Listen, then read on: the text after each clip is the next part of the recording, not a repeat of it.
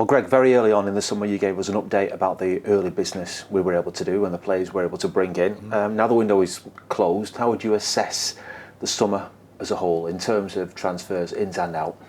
Yeah, we're pleased with the summer. I think we've managed to bring 7 players in. 4 of those on permanent contracts, 3 on loans. One of those loans has an option to become a permanent. And I think it's been good business throughout. I think the parameters changed a little bit during the summer. We were asked to reduce the wage bill. We were asked to generate transfer income as well, and we've been successful in both of those.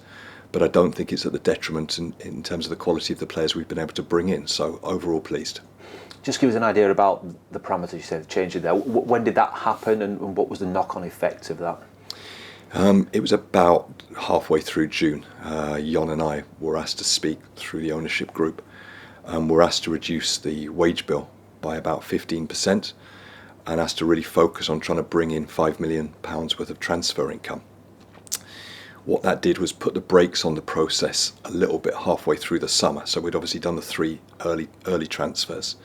But after that, then we had to slow things down a little bit more than either Jon or I would have liked to at that stage. But also we understand that when there's financial pressure put on, sometimes you have to look at the bigger picture of things. And overall, it still allowed us to do a majority of the work we wanted to do in this window. How much did it change the plans that were in place at that stage? It only slowed it down. It didn't change it dramatically. We always knew we had to sell before we were able to bring in. We knew one of our 2 goalkeepers were likely to move this summer, and in the end that ended up being Thomas getting a fantastic move to the Premier League. We knew the Ashley Phillips situation was going to probably rear its head this summer, so that wasn't one that caught us by surprise. And I think with David Raya, we always knew that could happen, but we weren't banking too much on that. And in the end, what I think, although it's a loan now, it's highly likely to turn into a permanent deal to Arsenal, is our understanding of that deal. And what that means now is the club has some protection over the next 3 years in terms of the financial fair play rules, in terms of the income. I think if that transfer goes through with the figures that are agreed, it guarantees an extra £5 million of income to the football club, which is fantastic in the future for us to have coming in as well. How big a blow was that in the short term, though? You say it wasn't expected and you weren't planning for that, but there was that much speculation. There must have been some kind of feeling that it might happen in the here and now. Yeah, but we never banked on that. You can't bank on things that aren't in your control. We knew the internal players that might go, the ones that I've already talked about earlier in this conversation. But with the David Raya deal, it would have been nice if it had happened, but I don't think it would have changed us dramatically in terms of how we worked. We did have a plan in place in case that did happen, but ultimately we had to plan on the bit that we could control, which was that it wouldn't happen. Tell me about the Ash situation. From the football club's point of view, when you have someone as talented as that, how is the feeling when he moves on for the sort of the fee he has done? Delighted for him, because it was a move he wanted to happen. Tottenham were in for him heavily last summer.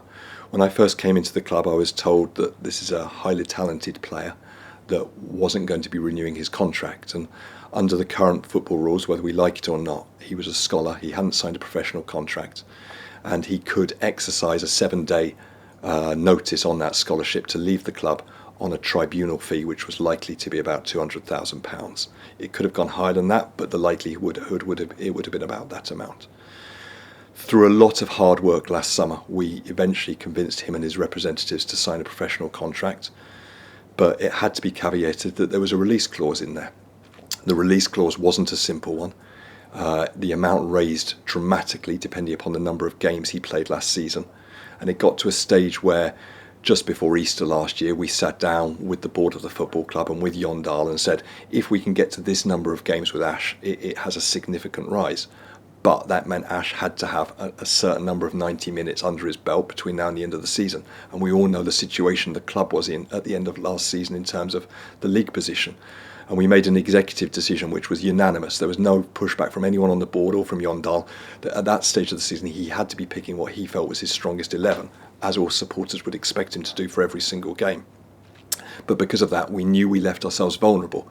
And within 24 hours of the season finishing, we had a notification from Ash's representatives that he wanted to explore other options this summer. He didn't want to leave the football club, but he wanted to explore other options. So because of that, we had to be prepared for that to happen, and we always knew it was likely to happen. Ash came through the academy. A lot of hard work was put into him. The fact that he could have gone for such a relatively small fee 12 months ago, does that quite seem right within the footballing world? Is that something that maybe needs to be looked at to help protect clubs like ours and academies that have put so much work into young players? I think, unfortunately, it's the nature of the beast, and the compensation system that's set up under EPPP has changed dramatically. But also, don't forget, we also take advantage of that situation and sign young players ourselves from other clubs. So it is what it is. I think with Ash's situation, it was very, very unique. We had to come to a unique situation in terms of a release clause to get the contract across the line, and that did leave us vulnerable. But it was the only way that he was going to sign the contract. And what it did was took a figure that would have been guaranteed or could have been guaranteed by a tribunal and multiplied that by many, many times to bring in a huge amount of money to the football clubs relatively this summer. We haven't got any of those clauses in any other contract at the club. We'd be reluctant to ever put them in on a contract. We know the situation with what that means. But also, I think it was vital to keep Ash here for that year and to bring in some extra income to the club, but also to give him a year developing. And that year for him, in terms of his development, was fantastic. And Ash goes with our very, very best wishes. Fantastic footballer, fantastic character, was great for us last year, and we wish him the very, very best at Tottenham Hotspur in the future. Our contracts can often be confidential in a way, but are there things in place for this football club if he goes on to achieve huge things. A sell-on clause equal to the one for David Raya this summer. Various other kick-ins depending upon his success at first team and Tottenham's success as a club. Tell us about the players that have come into this football club then. Some of them may have known of, others perhaps a little bit more unheard of. I think Samir will be a classic example of that. Talk to me about the process of finding those players and then bringing them in.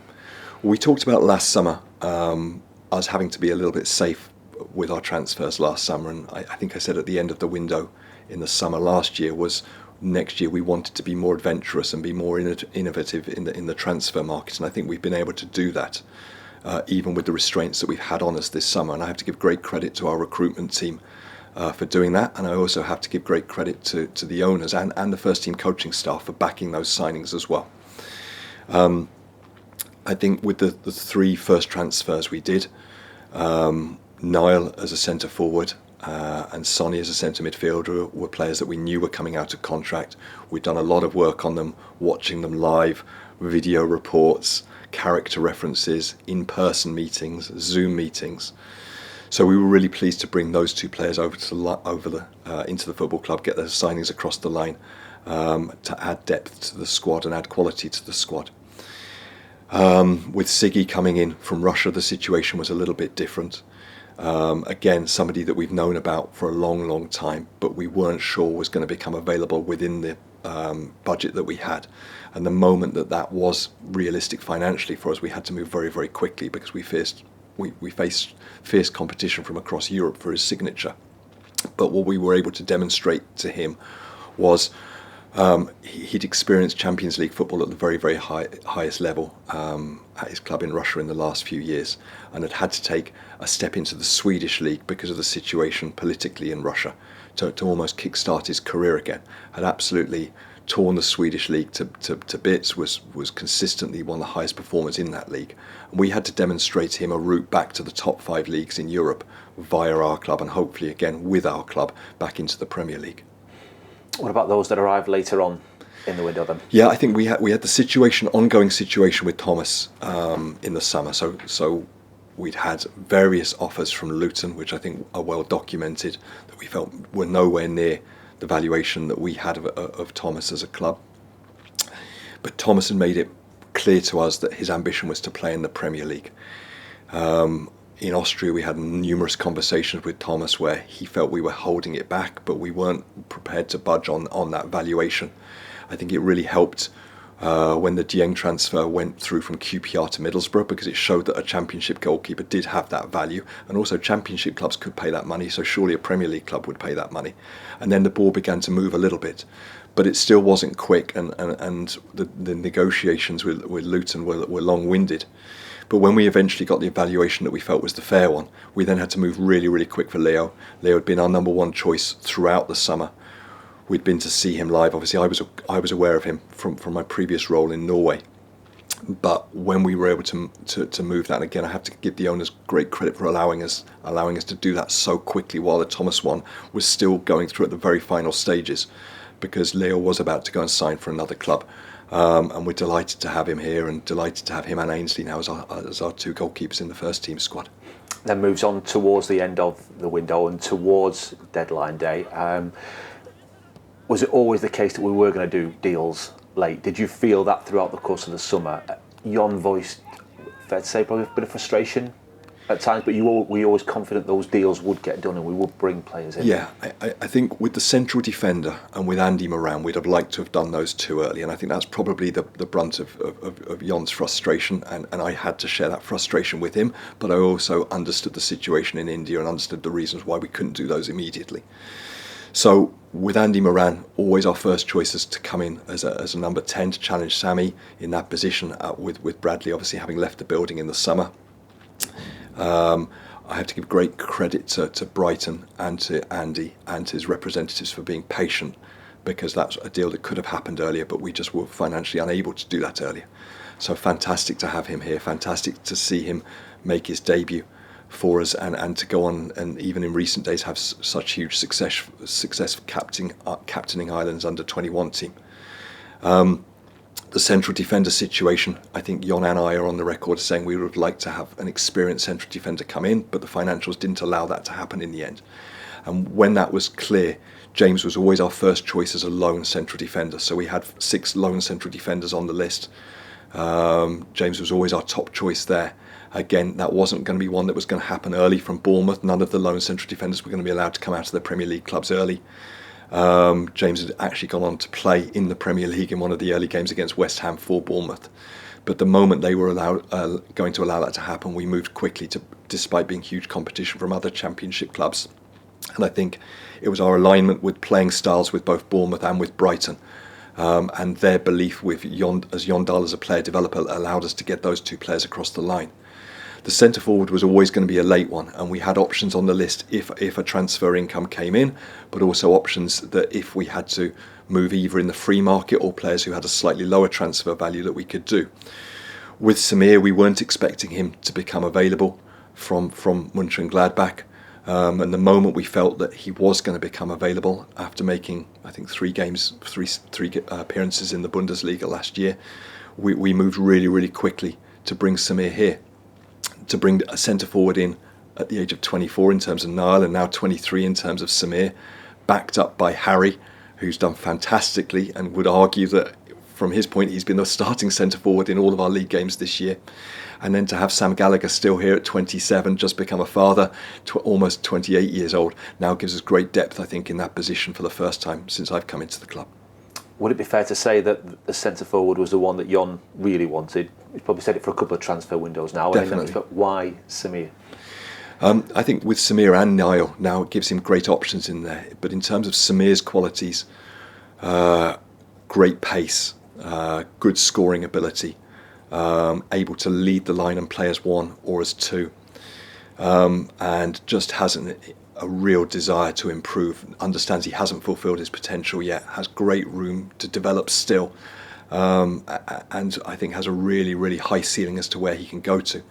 But also with Niall, I think with Niall's had 120 senior games, overall scores 1 in almost 3, had 45 games last year across all competitions for a team that absolutely ran away with League One, and a team that really fought hard to keep Niall, as did other clubs in the Championship to sign Niall.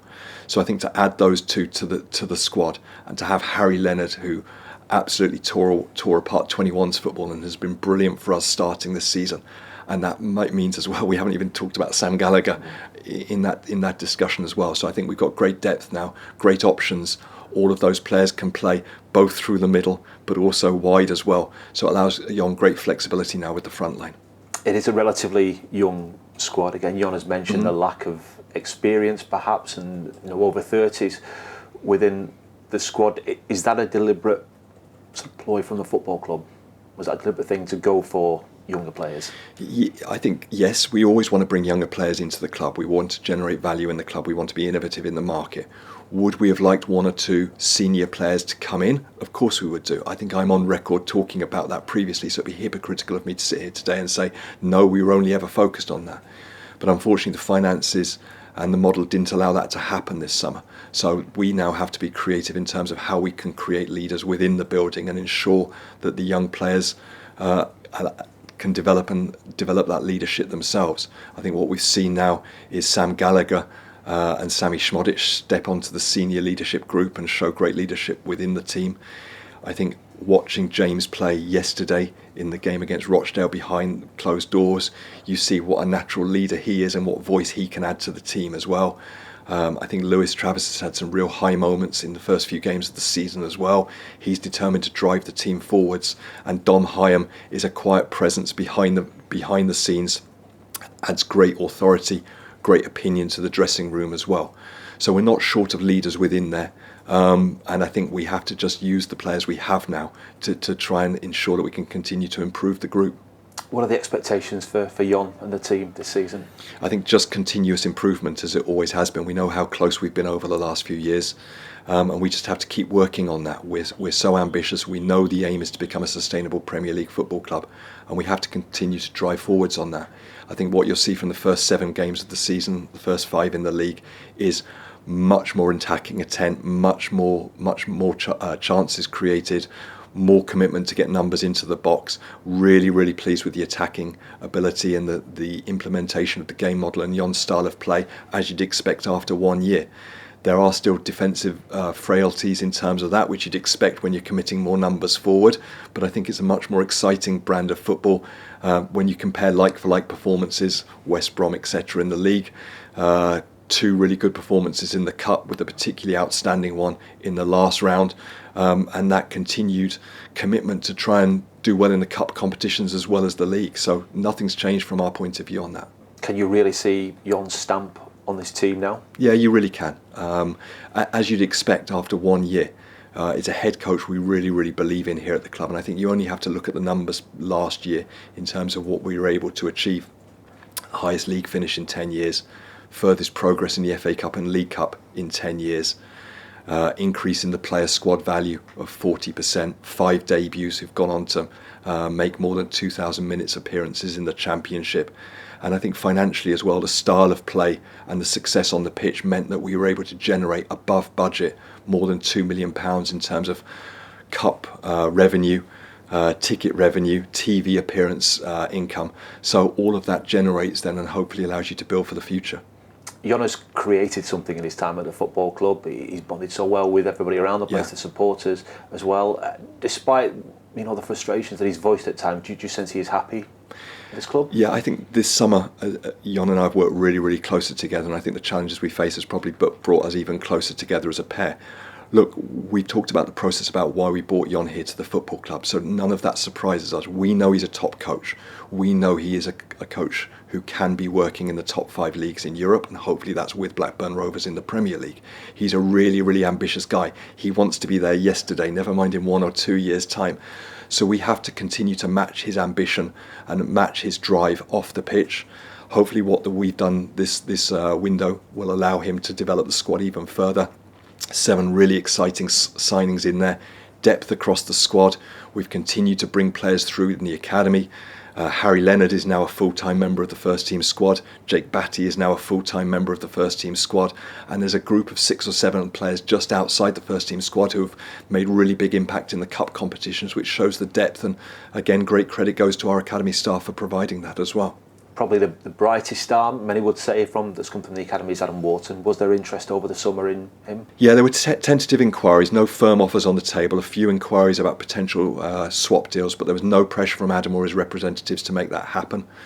I really believe that with 1 more or 2 more full years under his belt here at the football club, Adam will move into a Premier League or another top European club as a starting 11 player, and I think that's absolutely vital.